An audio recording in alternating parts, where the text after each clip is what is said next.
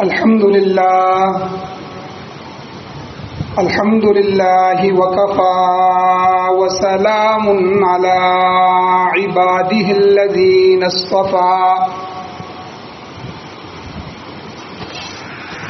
أما بعد فأعوذ بالله من الشيطان الرجيم بسم الله الرحمن الرحيم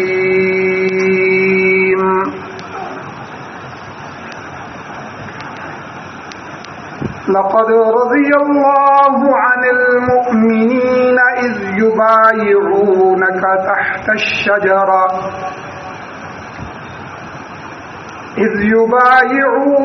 تحت الشجرة فعلم ما في قلوبهم فأنزل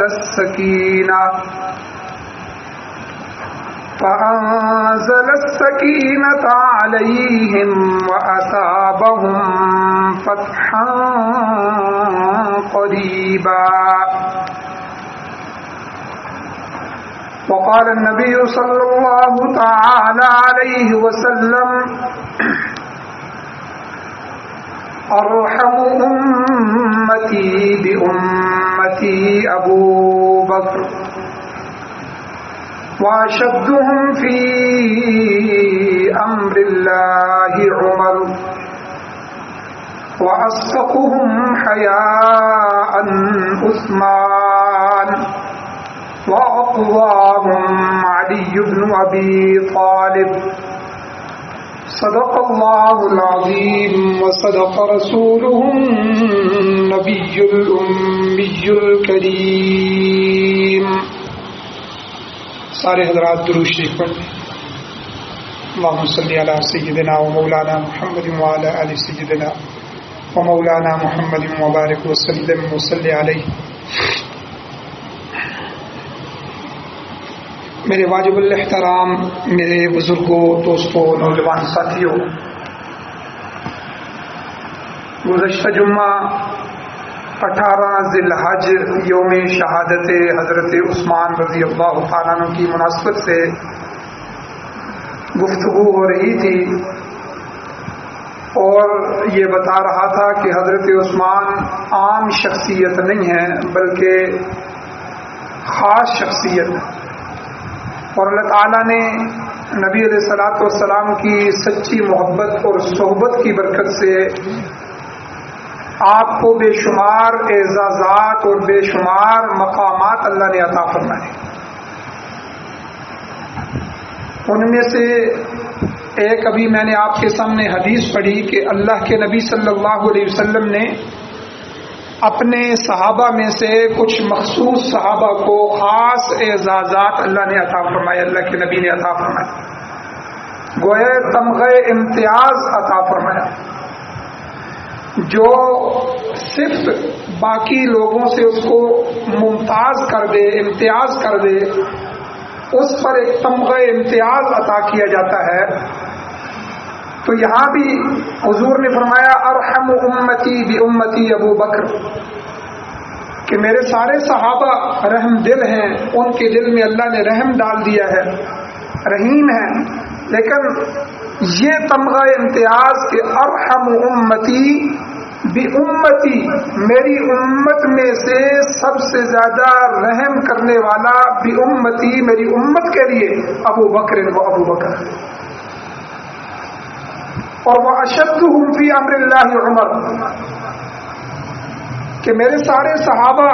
جب دین پہ چلنے لگے تو اللہ کے حکم میں بڑے سخت ہو گئے، اللہ تعالیٰ کا حکم آ گیا تو اب وہ اس پر سختی سے عمل کرنے والے اور کروانے والے. لیکن اس میں اس صفت میں باقی صحابہ سے جو ممتاز ہونے والے ہیں وہ حضرت عمر ہیں. تو اللہ کے نبی نے ان کو یہ تمغہ امتیاز دیا کہ وہ اشدہم فی امر اللہ عمر، کہ ان صحابہ میں سے سب سے زیادہ سخت فی امر اللہ، اللہ کے امر، اللہ کے حکم، اللہ کے دین کے نافذ کرنے میں عمر، وہ حضرت عمر ہے. تو یہاں حضرت عثمان کو جو اللہ کے نبی نے اعزاز اور امتیاز عطا فرمایا وہ کیا ہے؟ وہ اصدقهم حیاء عثمان، کہ سارے صحابہ حیا والے ہیں، سارے صحابہ کے اندر شرم و حیا ہے اور پاکیزگی ہے، رفت ہے، بلندگیاں ہیں، لیکن اس صفت میں باقی صحابہ میں سے سب سے زیادہ اس صفت کو رکھنے والے وہ کون ہے؟ حضرت عثمان ہے، کہ وہ اصدقهم حیاء عثمان،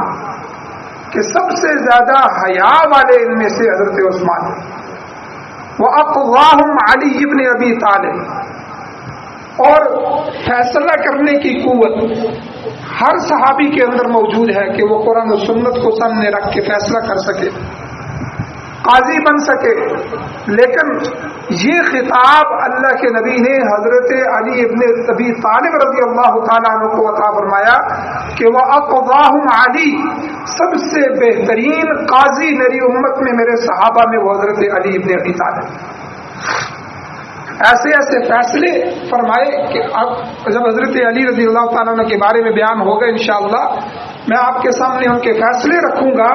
کہ ساری امت پریشان ہے کہ اب اس میں کیا فیصلہ ہوگا، لیکن حضرت علی نے ایسا فیصلہ فرمایا کہ سارے حیران ہو گئے۔ تو فیصلہ کرنے کی جو سب سے بڑی قوت، سب سے زیادہ بڑے قاضی وہ حضرت علی ہے۔ اور آگے حضور نے فرمایا وَأَقْرَأَهُمْ لِكِتَابِ اللَّهِ أُبَيِّ بْنُ كَعْبٍ، کہ سارے صحابہ کتاب اللہ کے قاری ہیں، کتاب اللہ کو سمجھنے والے ہیں، لیکن ابی بن کعب کو یہ امتیاز، تمغہ امتیاز دیا گیا کہ وہ میری امت میں سے سب سے بڑے قاری ہیں۔ پھر فرمایا وَعَالَمُهُمْ بِالْحَلَالِ وَالْحَرَامِ مُعَاذ بن جبل، کہ حلال اور حرام کا علم رکھنے والے تو سارے صحابہ تھے، لیکن سب سے زیادہ حلال اور حرام کا علم رکھنے والے حضور نے فرمایا میرے صحابی معاذ بن جبل۔ اور فرمایا وَأَفْرَزُهُمْ زید بن ثابت، کہ سب سے زیادہ فرائض یعنی علم میراث، وراثت کا جو علم ہوتا ہے، سب سے زیادہ علم میراث کا علم رکھنے والے وہ زید بن ثابت۔ اور آخر میں فرمایا الا وان لكل نبی امینا، سنو ہر امت کا ایک امین ہوتا ہے، ہر نبی کو اللہ نے ایک امانت دار شخص عطا فرمایا ہے، امین۔ وہ امین هذه الامت ابو عبیدہ بن الجراح، اور میری اس امت کے امین ابو عبیدہ بن الجراح رضی اللہ تعالیٰ۔ تو یہ تمغہ امتیاز حضور نے ان صحابہ کو عطا فرمایا۔ تو چنانچہ اللہ کے نبی کی طرف سے جو حضرت عثمان کو تمغہ امتیاز ملا وہ اصدقهم حیاء عثمان، کہ میری امت میں سب سے زیادہ حیا والے، شرم والے وہ حضرت عثمان رضی اللہ تعالیٰ۔ مسلم شریف کی روایت ہے کہ ایک مرتبہ حضور علیہ السلام اپنے گھر میں موجود تھے، حضرت ابوبکر صدیق رضی اللہ تعالیٰ عنہ نے آنے کی اجازت طلب کی، آپ علیہ السلام نے انہیں آنے کی اجازت دے دی، اور آپ جس حالت میں بیٹھے ہوئے تھے تشریف فرما تھے آپ اسی طرح تشریف فرما رہے۔ پھر اتنی دیر میں حضرت عمر رضی اللہ تعالیٰ نے اجازت طلب کی، آپ نے انہیں بھی اندر آنے کی اجازت دے دی، آپ اسی طرح تشریف فرما رہے۔ پھر تھوڑی دیر کے بعد حضرت عثمان آ گئے، دروازے پہ دستک دی، کون ہے جی؟ عثمان آیا، اجازت طلب کی۔ تو پہلے حضور اسلام سیدھے ہوئے، اپنے کپڑوں کو درست فرمایا، اور پھر اس کے بعد ان کو اندر آنے کی اجازت دی۔ اما عائشہ صدیقہ رضی اللہ تعالی عنہا یہ منظر دیکھ رہی تھی، تو انہوں نے حضور علیہ السلام سے سوال کیا کہ میرے والد حضرت ابوبکر آئے تو آپ جس طرح بے تکلف بیٹھے ہوتے ہیں، آپ کو پتہ ہے بندہ بیٹھک میں کسی جگہ بیٹھا ہوا ہو تو ٹانگیں لمبی کی ہوتی ہیں، تسلی کے ساتھ بیٹھا ہوتا ہے، کبھی جو ہے وہ ایک ٹانگ اوپر ایک نیچے ہوتی ہے، یعنی ایک آدمی کھلے ماحول میں بیٹھا ہوتا ہے۔ تو آپ جس طرح تشریف فرما تھے، آپ نے حیت نہیں بدلی، حالت نہیں بدلی، آپ اسی طرح رہے۔ پھر حضرت عمر آئے، آپ نے ان کو بھی اجازت دے دی، آپ اسی طرح بیٹھے رہے۔ پھر حضرت عثمان آئے تو آپ نے پہلے اہتمام کیا، آپ سیدھے ہو کے بیٹھ گئے اور آپ نے اپنی قمیض وغیرہ درست کی، پھر آپ نے ان کو اجازت دی۔ تو یہ کیا مواجرہ ہے؟ تو حضور علیہ السلام نے ایک جملہ ارشاد فرمایا، صحیح مسلم کی 2401 نمبر حدیث، حضور نے فرمایا الا استحیی من رجل یستحیی منہ الملائکہ، کہ میں اس شخص سے حیا کیوں نہ کروں جس سے اللہ کے فرشتے بھی حیا کریں۔ کہ حضرت عثمان وہ شخصیت ہے کہ اللہ کے فرشتے بھی جب حضرت عثمان کے پاس آتے ہیں تو پہلے حیادار بن کے آتے ہیں، احتیاط کے ساتھ آتے ہیں، تو میں اس عثمان سے حیا کیوں نہ کروں؟ چنانچہ کسی شاعر نے حضرت عثمان کے بارے میں یہ شعر لکھا کہ اگر شرم و حیا پر کوئی دیوان لکھے گا مجھ کو ہے یقین وہ سیرت عثمان لکھے گا۔ بعض چیزیں ضرب المثل بن جاتی ہیں، شیر کی بہادری ہے کہ یار یہ بچہ تو شیر کی طرح بہادر ہے، بہادری بھی شیر کی مثال دے دی جاتی ہے، بے وقوفی میں گدھے کی مثال دے دی جاتی ہے، جس طرح گدھا بے وقوف ہوتا ہے کہتے ہیں یار یہ تو بالکل گدھے کا گدھا ہے۔ جب حیا کی مثال عرب معاشرے میں دی جاتی تھی تو اس کے لیے حضرت عثمان کی مثال دی جاتی تھی، یار یہ تو حضرت عثمان جیسی حیا رکھنے والی، کہ حضرت عثمان کی یہ حیا ضرب المثل بن گئی، مثال بن گئی۔ اور یہ حیا ہی تھا کہ جب حضرت عثمان غنی رضی اللہ تعالیٰ عنہ خود فرماتے ہیں کہ میں نے جب اسلام قبول کیا تو حضور نے جب اپنا ہاتھ آگے کیا اور میں نے حضور کے ہاتھ پہ ہاتھ رکھ کے اسلام قبول کیا اور بیعت کی، پھر کہتے ہیں کہ میں نے اس کے بعد بہت تک وہ ہاتھ جو میرے آقا کے ہاتھ کے ساتھ لگا میں نے کبھی اس کو اپنی شرمگاہ کے ساتھ بھی نہیں رکھا۔ حالانکہ یہ کوئی اتنا ضروری بھی نہیں تھا، لیکن وہ ادب حضور کا، وہ حیا حضور علیہ السلام کی محبت کی کہ میرا ہاتھ اللہ کے نبی کے ہاتھ میں گیا ہے اور اس ہاتھ کو ہاتھ پہ رکھ کے میں نے اسلام قبول کیا ہے اور میں نے حضور کے ہاتھ پہ ہاتھ رکھ کے بیعت کی ہے۔ اب اس محبت کا تقاضا کہ حضرت عثمان فرماتے ہیں کتنی زندگی اس کے بعد گزری، تو ساری موت تک کی جو 35-40 سال کی زندگی تھی، فرمایا میں نے کبھی اپنی زندگی میں یہ ہاتھ اپنی کبھی شرمگاہ کو نہیں لگا۔ پھر اس عزت اور اس حیا کی وجہ سے اللہ نے کیا اعزاز عطا فرمایا کہ بیعت رضوان جو ہوئی، حضور نے اپنا قاصد اور سفیر بنا کے حضرت عثمان کو بھیجا تھا کہ دیکھو ہم تو لڑائی کے لیے مکہ والوں کی طرف نہیں آئے، ہم تو عمرہ کے لیے آئے ہوئے اور وہ سمجھ رہے ہیں کہ لڑائی کے لیے آئے ہوئے، انہوں نے تیر اور تلوار نکال لیے، ہم تو احرام کی حالت میں، احرام کی حالت میں تو مچھر مارنا بھی جائز نہیں ہے، ہم لڑائی نہیں کریں گے، جو عثمان ہماری طرف سے قاصد بن کے سفیر بن کے ان کو یہ بات سمجھاؤ۔ تو جب حضرت عثمان چلے گئے، وہاں جب پہنچے تو بہت سارے واقعات ہوئے، تو ان میں سے ایک خبر مشہور ہو گئی کہ ان لوگوں نے تو حضرت عثمان کو پکڑ کے شہید کر دیا۔ تو حضور علیہ الصلوۃ والسلام نے 1400 صحابہ سے موت پر بیعت کی کہ میرے عثمان کا خون اتنا سستا نہیں ہے کہ میں نے ان کو قاصد اور سفیر بنا کے بھیجا اور انہوں نے وہاں ان کو شہید کر دیا۔ میرے ہاتھ پہ ہاتھ رکھو 1400 صحابہ اور خون کی بیعت کرو کہ ہم اس وقت تک واپس نہیں جائیں گے کہ جب تک حضرت عثمان کے خون کا بدلہ نہیں لیں گے، چاہے ہماری جانیں چلی جائیں۔ اب حضرت عثمان نے حیا کیا نا، ساری زندگی اس ہاتھ کو شرمگاہ میں بھی نہیں لگایا، تو اللہ نے کیا اعزاز عطا فرمایا کہ 1400 صحابہ، ایک ایک صحابی آ رہے ہیں، حضور پہ بیعت کر رہے ہیں، حضور کے ہاتھ پہ بیعت کر رہے ہیں۔ جب سب صحابہ ختم ہو گئے، 1400 صحابہ کی بیعت حضور نے لے لی، حضور نے اپنے ہاتھ کو اس طرح فرمایا اور دوسرے ہاتھ کو کہا کہ یہ میرا ہاتھ ہے اور یہ میرے عثمان کا ہاتھ ہے، میں عثمان کی طرف سے اپنے ہاتھ میں بیعت کرتا ہوں کہ عثمان تیرے خون کا بدلہ نہیں۔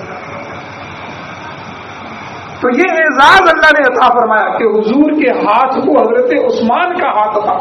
کر دیا۔ اور پھر اس سے اگلا اعزاز کیا ہوا، قرآن مجید میں 26ویں سپارے میں آتا ہے کہ اللہ نے پھر کیا فرمایا، اللہ نے فرمایا ید اللہ فوق ایدیہم، یہ بیعت کرنے والے جو آ کے بیعت کر رہے ہیں، حضور کے ہاتھ پہ ہاتھ رکھ رہے ہیں، حضرت عثمان کے خون کے بدلے لینے کی بیعت کر رہے ہیں، اور پھر آخر میں حضور نے اپنے ہاتھ کو عثمان کا ہاتھ قرار دے کر عثمان کی طرف سے بیعت کی ہے، تو اے ایمان والو قیامت تک کے لوگوں سن لو کہ یہ دو ہاتھ نہیں ہے کہ میرے پیغمبر کا اور عثمان کا ہاتھ ہے، ید اللہ فوق ایدیہم، تمہارے رب کا ہاتھ ان کے ہاتھ کے اوپر، تیسرا ہاتھ تمہارے اللہ کا ہاتھ ہے جو اسی پر بیعت کر رہا ہے۔ تو یہ وہ اعزازات ہیں کہ جو حضرت عثمان غنی رضی اللہ تعالیٰ عنہ کو ملے۔ اب اللہ تعالیٰ نے انہی صحابہ کے بارے میں قرآن مجید میں اس کو بیعت شجرہ بھی کہتے ہیں، بیعت رضوان بھی کہتے ہیں۔ اللہ نے قرآن مجید میں ان 1400 صحابہ جنہوں نے بیعت کی تھی ان کے ساتھ رضا کا اعلان فرمایا کہ لقد رضی اللہ عن المؤمنین اذ یبایعونک تحت الشجرہ، کہ بے شک اللہ ان ایمان والوں سے راضی ہو گیا کہ جب وہ درخت کے نیچے آپ علیہ الصلوۃ والسلام کے ہاتھ پر بیعت کر رہے ہیں۔ اور پھر اس دوران ایک اور واقعہ پیش آیا کہ حضرت عثمان رضی اللہ تعالیٰ عنہ وہاں سفیر بن کے گئے، انہوں نے شہید نہیں کیا تھا، ایک خبر پھیل گئی تھی، اس خبر کے پھیلنے پر حضور علیہ الصلوۃ والسلام نے بیعت لے لی۔ تو اس دوران مکہ والوں نے ان کو پکڑ کے وہاں روک لیا تھا کہ ہم آپ کو جانے نہیں دیں گے، لیکن اس دوران انہوں نے کہا کہ ہم آپ کو ایک پیشکش کرتے ہیں کہ چلو آپ آ گئے ہو تو آپ عمرہ کر سکتے ہو، آپ نے احرام باندھا ہوا ہے، آپ کو ہم اجازت دیتے ہیں کہ آپ عمرہ کر لیں۔ اگر عثمان چاہتے تو عمرہ کر لیتے، لیکن فرمایا یہ کس طرح ہو سکتا ہے کہ میرے محبوب وہاں بیٹھے ہوئے انتظار کر رہے ہو اور عثمان یہاں عمرہ کرے؟ میں تو اپنے نبی کے بغیر ایک لمحے کے لیے بھی عمرہ نہیں کر سکتا۔ تو اس واقعے سے 4-5 چیزیں معلوم ہوتی ہیں بیعت رضوان سے۔ سب سے پہلے کہ رسول اللہ صلی اللہ علیہ وسلم کو حضرت عثمان غنی رضی اللہ تعالیٰ عنہ پر کتنا اعتماد تھا کہ آپ کو اپنا اور تمام مسلمانوں کا نمائندہ، قاصد اور سفیر بنا کر بھیجا۔ یہ حکومتیں دوسرے ملکوں میں سفیر بنا کے بھیجتی ہیں، نائب وزیر اعظم مقرر کیے جاتے ہیں، وہاں اپنی اپنی جو ایمبیسیاں ہوتی ہیں وہاں سفراء بھیجے جاتے ہیں، تو ہر آدمی کو اٹھا کے نہیں بھیجتے، جو حکومت کا سب سے قابل بھروسہ، قابل اعتماد ہو اس کو وہاں بھیجا جاتا ہے۔ تو اس واقعے سے یہ پتہ چلا کہ حضرت عثمان پر حضور کا اعتماد کتنا تھا کہ اپنا اور تمام مسلمانوں کا نمائندہ، قاصد اور سفیر بنا کے بھیجا۔ دوسرا یہ پتہ چلا کہ حضرت عثمان غنی رضی اللہ تعالیٰ عنہ کے دل میں آپ صلی اللہ علیہ وسلم کے ساتھ کس قدر محبت اور وفاداری کا جذبہ تھا کہ کفار مکہ کی طرف سے عمرہ کرنے کی اجازت اور پیشکش ہونے کے باوجود فرمایا کہ جب تک میرے محبوب آقا عمرہ نہ کر لیں میں عمرہ نہیں کروں۔ اور تیسری بات یہ معلوم ہوئی کہ آپ صلی اللہ علیہ وسلم کے نزدیک حضرت عثمان اور خون عثمان کتنا قیمتی تھا کہ آپ صلی اللہ علیہ وسلم نے خود بھی اور تمام صحابہ سے بھی حضرت عثمان کے خون کا بدلہ لینے کے لیے موت پر بیعت کی۔ اور چوتھی بات یہ معلوم ہوئی کہ حضرت عثمان غنی کس قدر پاکیزہ، مقدس اور مطہر ہیں کہ رسول اللہ صلی اللہ علیہ وسلم اپنے ہاتھ کو عثمان کا ہاتھ قرار دے رہے ہیں، اور اس پر اللہ فرما رہے ہیں کہ ید اللہ فوق ایدیہم، کہ ان کے ہاتھوں کے اوپر اللہ کا ہاتھ ہے۔ اور پانچویں چیز یہ معلوم ہوئی کہ اللہ تعالیٰ نے صحابہ اکرام کے لیے خصوصاً بیعت رضوان میں جو شریک صحابہ تھے ان کے لیے اپنی طرف سے رضا کا اعلان فرما دیا۔ اس کے علاوہ بھی قرآن مجید میں کئی جگہ اللہ تعالیٰ نے صحابہ سے اپنی رضا کا اعلان کیا ہے۔ اسی لیے جب صحابی کا نام آتا ہے تو ہم کیا کہتے ہیں جی؟ رضی اللہ عنہ ورضوا عنہ، کیونکہ جگہ جگہ اللہ نے یہ خطاب ان کو فرمایا، جگہ جگہ یہ ٹائٹل اور یہ انعام اللہ نے صحابہ کو عطا فرمایا۔ اسی طرح حضرت عثمان غنی رضی اللہ تعالیٰ عنہ کی اتباع سنت کیا تھی؟ نبی علیہ السلام کی سنت سے، آج ہماری سنت سے کوئی محبت نہیں ہے، ہمیں اللہ کے نبی کی سیرت کو پڑھا ہی نہیں ہے، ہم حضور کو جانتے ہی نہیں ہیں، حضور کی رشتہ داریوں کا ہمیں پتہ ہی نہیں ہے، حضور کے صحابہ کی ہمیں معلومات ہی نہیں ہے، صحابہ کی کردار اور سیرت سے ہم اور ہماری اولادیں واقف ہی نہیں ہے، ہمیں پتہ ہی نہیں ہے۔ جب پتہ ہی نہیں ہے تو سنت سے محبت کیسے ہوگی، حضور سے محبت کیسے ہوگی، اور قرآن سے محبت کیسے ہوگی، صحابہ سے محبت کیسے ہوگی؟ محبت تو تب ہوتی ہے جب بندہ اس کو پڑھنا شروع کرتا ہے۔ آج کسی کو کرکٹر سے محبت ہے تو وہ کرکٹر کی زندگی کو پڑھتا ہے، اس کو پتہ ہوتا ہے کہ اس کی شادی کہاں ہوئی ہے، اس کے معاشرے کہاں چل رہے ہیں، اس کی صبح و شام کیسے ہوتی ہے، یہ کھانے میں کیا پسند کرتا ہے، اس کے کھانے پینے کا طریقہ کیا ہے۔ کسی کو کسی گلوکار اداکار سے محبت ہوتی ہے تو اس کی زندگی پڑھتا ہے، تب جا کے اس کو محبت ہوتی ہے۔ ہم نے نبی علیہ السلام کو پڑھا ہی نہیں ہے، ہم نے حضور کے صحابہ کو پڑھا ہی نہیں ہے، ہم نے حضور کی لائی ہوئی کتاب قرآن مجید کو پڑھا ہی نہیں۔ ہمارے پاس درس قرآن کے لیے وقت ہی نہیں ہے، درس حدیث سننے کے لیے وقت ہی نہیں ہے، نہ قرآن سے محبت، نہ حدیث سے محبت، نہ صحابہ سے محبت۔ پھر یہ نوجوان آسانی سے دشمنان اسلام کا شکار ہو جاتے ہیں، آسانی کے ساتھ وہ جو شکوک و شبہات ڈال دیں قرآن کے متعلق، اللہ کے متعلق، آخرت کے متعلق، رسول اللہ صلی اللہ علیہ وسلم کے متعلق، رسول اللہ کے صحابہ کے متعلق جو بھی مرضی ڈال دیں وہ آسانی سے شکار ہو جاتے ہیں۔ تو حضرت عثمان اور صحابہ حضور علیہ السلام کی ایک ایک سنت کو پڑھتے تھے، پرکھتے تھے، اس کو دیکھتے تھے، اس کو اپنے عمل میں لاتے تھے۔ یاد رکھیں سنتیں دو قسم کی ہوتی ہیں، ایک وہ سنت ہے کہ جو لازم ہوتی ہیں، جن کو کرنا ضروری ہوتا ہے، جن پر اجر رکھا گیا ہے اور نہ کرنے پر گناہ ہے۔ ایک سنن زوائد ہوتی ہیں کہ جو حضور علیہ السلام کی کسی شخص کی ایک عام عادت ہوتی ہے کہ وہ کسی جگہ بیٹھا ہوا تھا، گفتگو کر لی تھی، اس نے پہلو بدل لیا، یا کسی نے کوئی بات کی تو وہ ہنس پڑا، یہ سنن زوائد ہے، اس پر عمل کرنا ضروری نہیں ہے۔ لیکن صحابہ حضور علیہ السلام کی ان طریقوں اور ان سنتوں پہ بھی عمل کرتے ہیں۔ حضرت عبداللہ ابن عمر رضی اللہ تعالیٰ عنہ صحابہ کے ساتھ جا رہے تھے تو ایک جگہ پتھر کے ساتھ اسی طرح بیٹھ کے، جس طرح بندہ قضائے حاجت کرتا ہے، پیشاب پخانہ کرتا ہے، پیشاب کے لیے بیٹھتا ہے، حالانکہ آپ نے کوئی تقاضا نہیں کیا، اور اٹھ کے آئے تو ایک صحابی نے پوچھا کہ آپ کو تو کوئی تقاضا بھی نہیں تھا، آپ یہاں کیوں بیٹھے اس پتھر کے ساتھ؟ فرمایا کہ ایک زمانہ تھا، حضور زندہ تھے، ہمیں حضور علیہ السلام کے ساتھ آ رہا تھا، حضور یہاں سے گزرے، حضور کو قضائے حاجت پیش آئی، حضور نے اسی پتھر کے ساتھ بیٹھ کے پیشاب کیا، تو آج میرے دل میں آیا کہ میں بھی یہاں سے گزر رہا ہوں، حضور کی اس سنت کو بھی زندہ کرتا ہوں۔ حالانکہ یہ ضروری تو نہیں تھا، لیکن صحابہ کو اس سے بھی محبت تھی کہ جس طرح حضور نے کیا، حضور ہنسے تو کتنے دانت حضور کے نظر آئے، یہ بھی حدیث میں صحابہ نے بتایا۔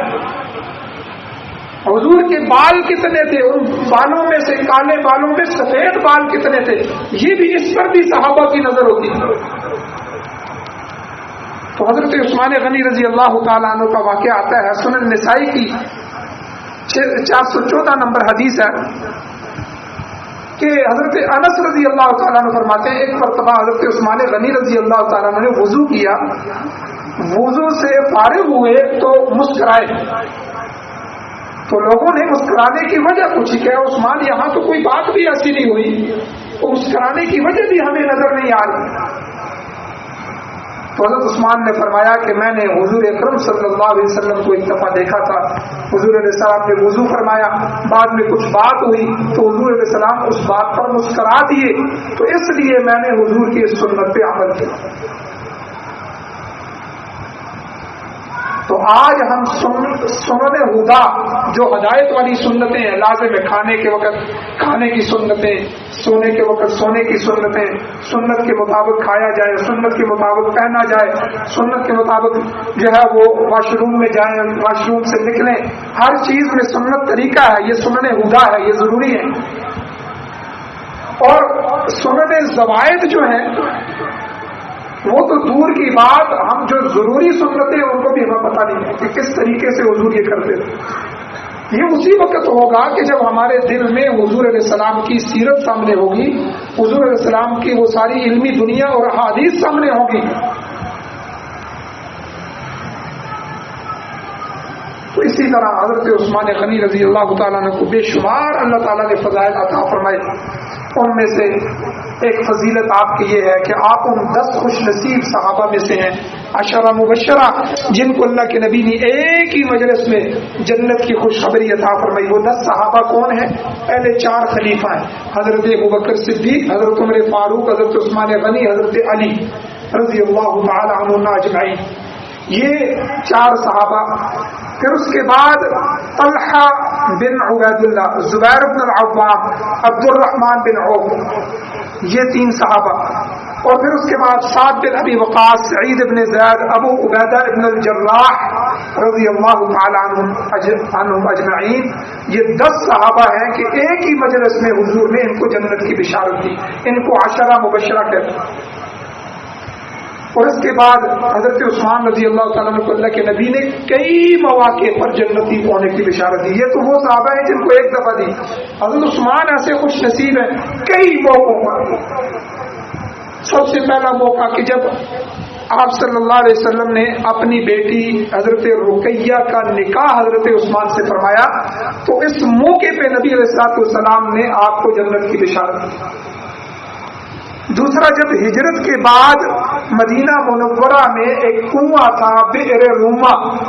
جو میٹھے پانی کا کنواں تھا، حضرت عثمان نے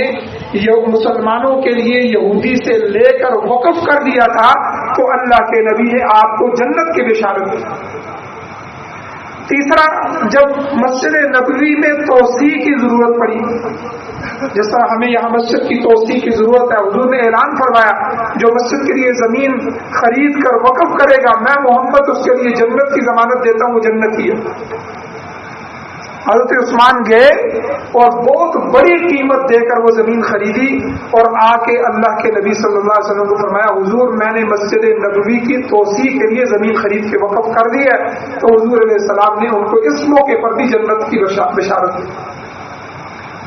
اور اسی طرح چوتھا موقع کہ جب آپ غزوہ تبوک تھا، بڑا خطرناک غزوہ تھا، گرمی تھی، پھل پکے ہوئے تھے، فصلیں چھوڑ کے جانے کا حکم دیا گیا۔ جب فصلیں گندم تیار ہو اور حکم دیا جائے کہ جہاد کے لیے نکل جاؤ، پیچھے سنبھالنے والے کوئی نہیں، سارے ہی نکل پڑے۔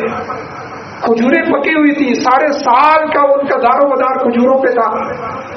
باغ تیار تھے، پھل اتارنے کا وقت تھا، حضور نے فرمایا جہاد کے لیے نکلو۔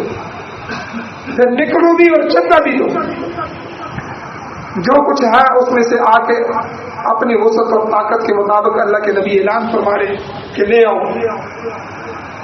تو اس موقع پہ حضرت عثمان غنی رضی اللہ تعالیٰ عنہ نے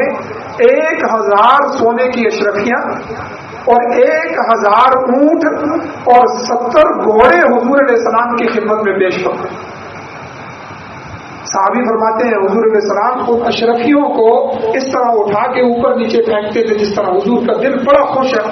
اس وقت بھی اللہ کے نبی نے آپ کو جنت کی بشارت دی، اور ایک جملہ فرمایا کہ ما ضر لعثمان عمل بعد هذا اليوم، کہ آج کے دن کے بعد ہے عثمان تو جو بھی عمل کر تیرا عمل تجھے نقصان نہیں دے گا، یعنی آج کے بعد تیرے لیے ہر قسم کی معافی کا اعلان۔ تو میرے بھائیوں، یہ حضرت عثمان تھے کہ جن کو اللہ کے نبی صلی اللہ علیہ وسلم کا دورہ داماد ہونے کا شرف حاصل ہے۔ حضور کی 2 بیٹیاں آپ کے نکاح میں ایک کے بعد دیگریں آئیں، اور بے شمار خصوصیات آپ کو حاصل تھیں۔ ہمیں ان صحابہ کا تذکرہ سننا چاہیے، ہمیں پتہ ہونا چاہیے، اور ہمیں ان مجالس میں آنا چاہیے سیرت کے جہاں تذکرے ہوں، قرآن مجید کا درس ہو، حدیث مبارکہ کا درس ہو، تاکہ ہم اپنے نئی نسلوں کو بھی قرآن مجید کے قریب لا سکیں۔ اللہ تعالیٰ سے دعا ہے اللہ ہمیں عمل کی توفیق عطا فرمائے۔ واخر دعوانا الحمد للہ رب العالمین۔